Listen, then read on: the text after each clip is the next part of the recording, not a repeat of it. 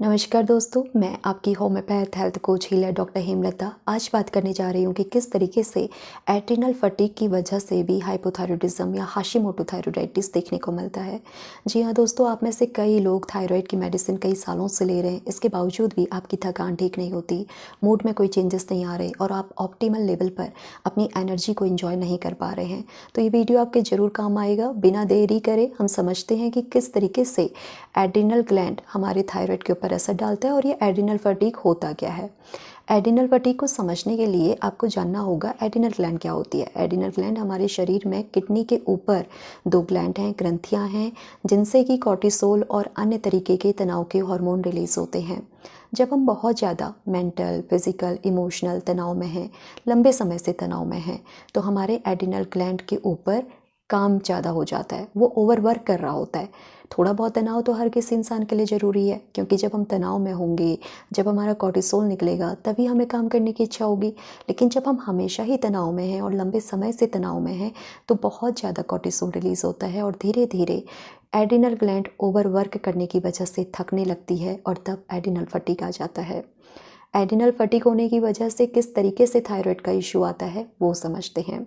जब कॉर्टिसोल शरीर में ज़्यादा होता है तो जो इनएक्टिव थायरॉक्सिन है T4, वो एक्टिव थायरॉक्सिन T3 में कन्वर्ट नहीं हो पाता, तब शरीर में रिवर्स T3 बन जाता है। हाइपोथायरॉयडिज्म की तरह सिम्टम्स आते हैं। कई बार आपकी रिपोर्ट नॉर्मल होगी थायराइड की, लेकिन आपको सिम्टम हाइपोथायरॉयडिज्म के लग रहे होंगे। उसका कारण यह है कि शरीर में रिवर्स T3 बन रहा है, आपका तनाव ज़्यादा बढ़ा हुआ है।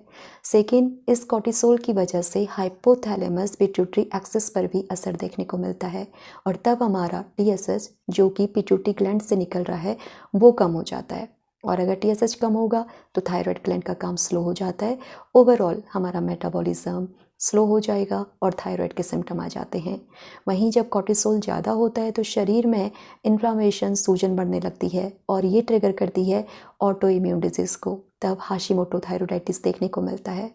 तो आपको समझ में आया होगा कि जब थायराइड का इशू आ रहा है तो वो सिर्फ थायराइड का इशू नहीं है, वो गट का इशू हो सकता है, लीवर का हो सकता है, एड्रिनल ग्लैंड का हो सकता है, ब्रेन का हो सकता है।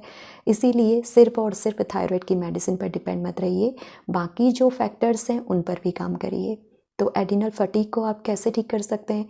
इसके लिए आपको प्रैक्टिस करनी है ऐसी टेक्निक्स जो कि आपको रिलैक्स करें। जैसे आप मेडिटेशन कर सकते हैं सोने से पहले, ग्राउंडिंग कर सकते हैं 10 से 15 मिनट के लिए। आपको नंगे पैर घास के ऊपर या फिर ज़मीन के ऊपर चलना है। कुछ भी ऐसी चीज़ें प्रैक्टिस करिए जिससे कि आपका दिमाग शांत हो। और मोबाइल कम यूज़ करिए, डिजिटल डिटॉक्स को प्रैक्टिस करिए। कम से कम दिन में 2-3 घंटे बिना मोबाइल के रहिए, तो आपका दिमाग बहुत शांत होगा।